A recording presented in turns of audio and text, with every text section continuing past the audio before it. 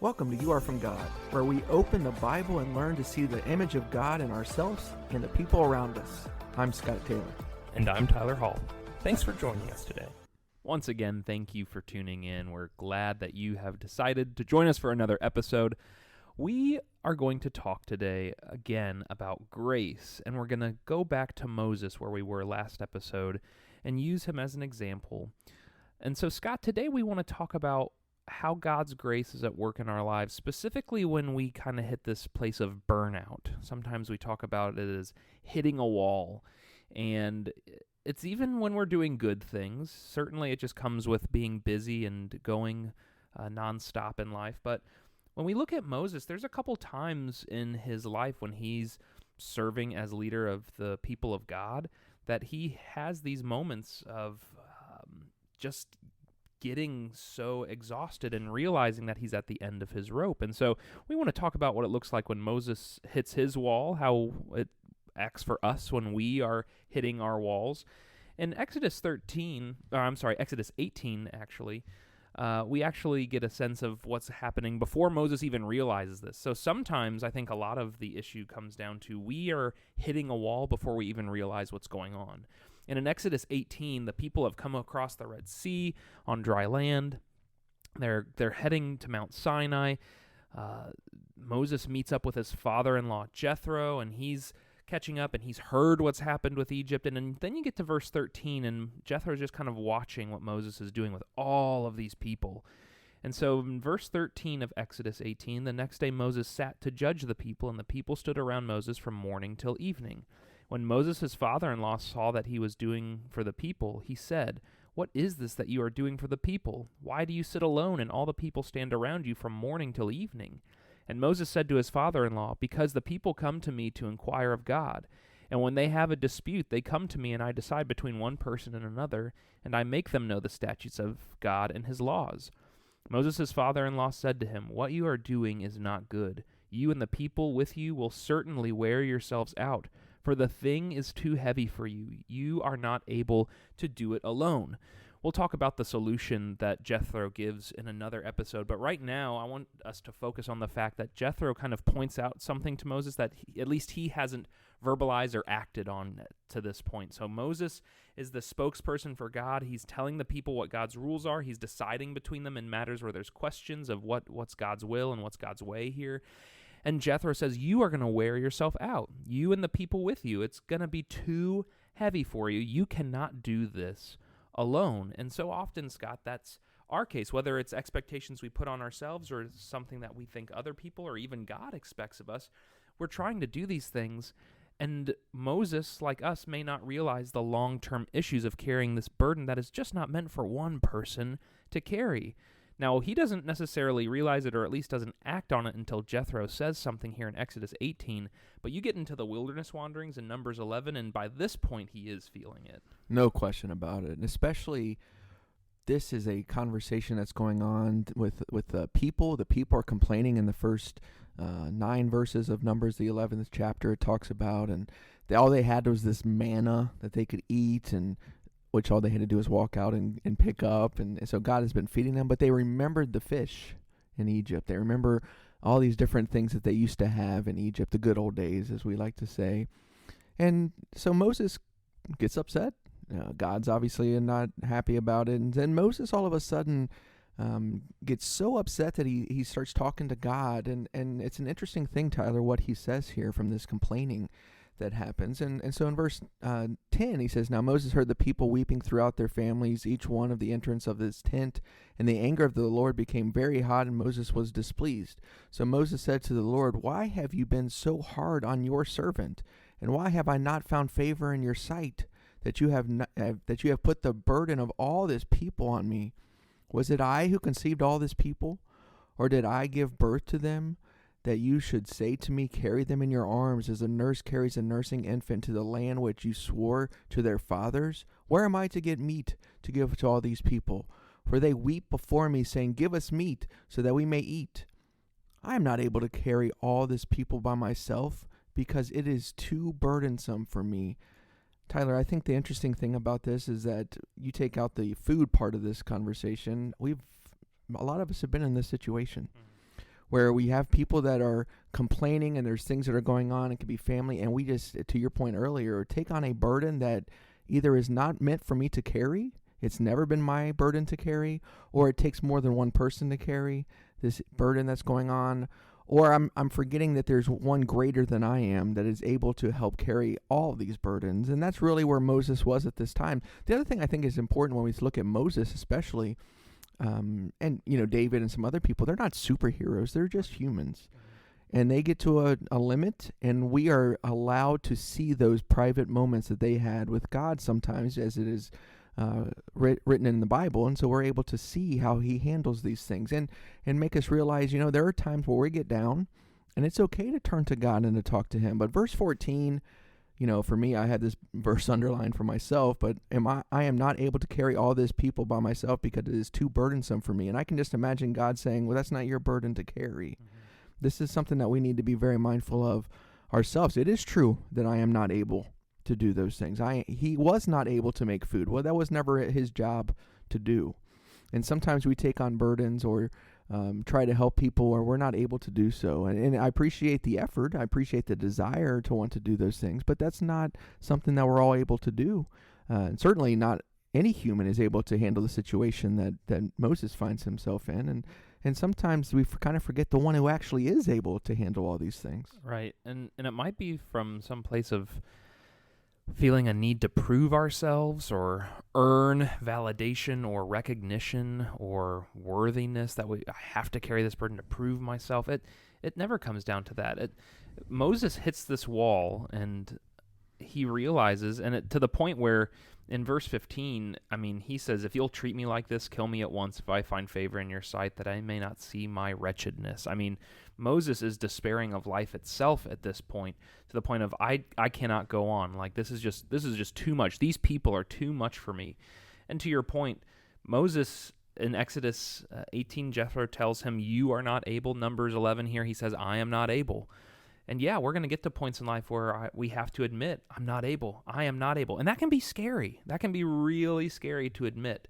But the awesome thing is when we have a relationship with God, when we are connected to him, when we are talking to him, when we are leaning on him every day and learning to do that more and more and trust in his grace, his favor toward us, we realize that every time we say, I am not able, God is saying, I am able.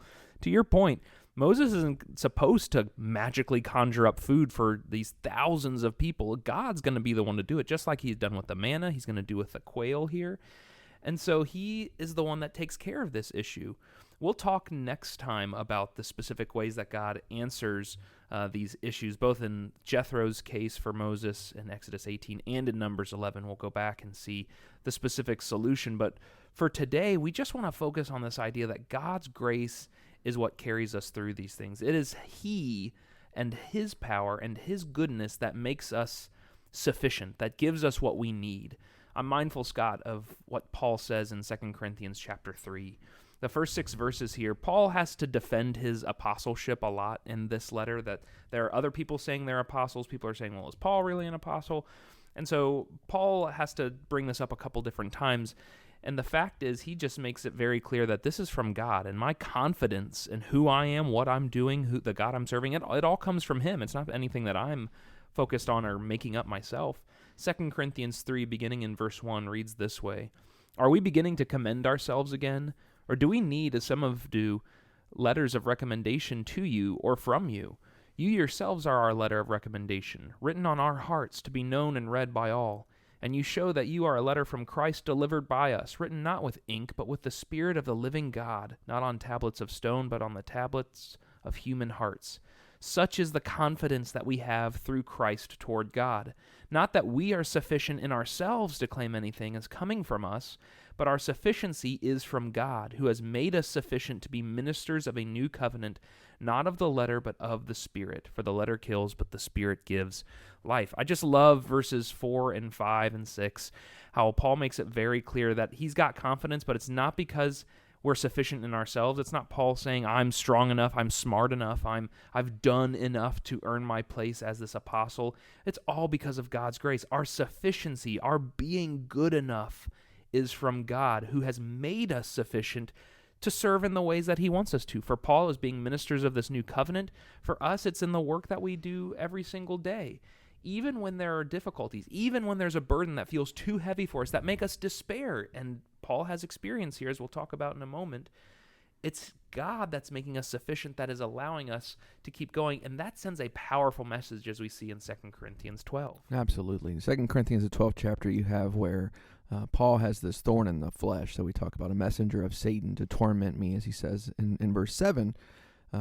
And so it's an interesting conversation that you have here. There are things that we all go through. Paul was going through something that we're not necessarily told what it was, but it was something that was causing him great issue that he was praying for. It actually says he was pleading with the Lord 3 times that it might leave him. So it was something that Paul did not want to have, and so I think we all can understand that kind of a attitude and a desire to get rid of something that we're going through. But in verse 9, God just simply says, my grace is sufficient for you, for power is perfected in weakness. And then he goes on and says, most gladly, therefore, I will rather boast about my weaknesses so that the power of Christ may dwell in me. And Tyler, I think the most interesting part is verse 9, when he says, my grace is sufficient for you. First of all, that is an amazing answer that is given. The second part of that is a problem is our reaction to that statement. Paul's reaction is, I most gladly will go. Fine, let's go. You have given me grace. I appreciate that, and I'm going to keep going. That was the answer to that. And sometimes when we hear the answer is not given the way that we want it to, that we don't realize how wonderful it is to be able to say his grace is sufficient for us, and the danger that kind of comes with not understanding his grace to the best of our ability and truly understanding how awesome that is, that he is able to be with us, and it is sufficient for us. But that's only if we understand how well what a beautiful thing it is that he has given us. Right. And the fact that Paul hit this wall at some point where whether it just gotten so bad that he was pleading about this thorn, and then there's 3 times that he prays about it, and he hits this wall, and again, it's God, just like to Moses, God saying, I'm the one carrying you. It's my power that's at work here, and if you're at your A game, people are going to think it's all about Paul. So I'm using you, Paul, even in your weaknesses. And that's Paul's point, is I'm glorifying God in my weaknesses. He says in verse 10, for the sake of Christ, then, I am content with weaknesses, insults, hardships, persecutions, and calamities. For when I am weak, then I am strong. What an awesome thing that it's really easy to rattle off. When I'm weak, then I am strong. We need to understand what that means. Right. That I'm not coming up with my own strength. I am strong because it's God's grace that rests on me. His grace is enough, and we don't take enough time, I think, to really appreciate how awesome and powerful God's grace is towards us and what that allows us to do. Right. Because at the end of the day, we're all going to hit a wall at some point, and it's going to make us realize that we can't do life on our own. We're made to rely on God, and the things that we do, the good works that we go about and pour our time and energy and our blood, sweat, and tears into, those things need to be done by the grace of God as well. This was Paul's attitude. Another letter, 1 Corinthians, this time in chapter 15, verses 9 through 11, I think just phrase this beautifully as a way to end this episode. Paul says, for I am the least of the apostles, unworthy to be called an apostle, because I persecuted the church of God. But by the grace of God, I am what I am, and his grace toward me was not in vain. On the contrary, I worked harder than any of them, though it was not I, but the grace of God that is with me. Whether then it was I or they, so we preach, and so you believed. I just love that Paul says here, I look at myself and I'm unworthy to be an apostle, but it's by the grace of God that I am an apostle, and his grace toward me inspired me to work as hard as I could. And he says, I worked harder than any of them. And then he makes it very clear, it's not me working hard, it's the grace of God that is with me. So it's almost like God's grace is the fuel driving Paul forward to do as best as he can. And that's what it needs to be for us. That's what it was for Moses as he moves forward with the people. And that's what it can be for you, listener, as you're thinking about maybe you've hit a wall here recently and you're just exhausted or burnt out. Realize just how awesome God's grace is toward you, that he wants us to keep working and striving to know him, but we are going to hit points where we have to say, I'm not able to do this. I am not self-sufficient. I can't do this on my own. And that's the points where God's teaching us a lesson that He makes us sufficient. He is the one that gives us the power. It's His grace that fuels our works because He's given us this awesome relationship to know that we are from God. Thanks for listening. Show your support by leaving a review on your podcast app, and share this episode with someone you want to encourage. If you have questions or would like to get in touch with us, go to youarefromgod.com. That's youarefromgod.com.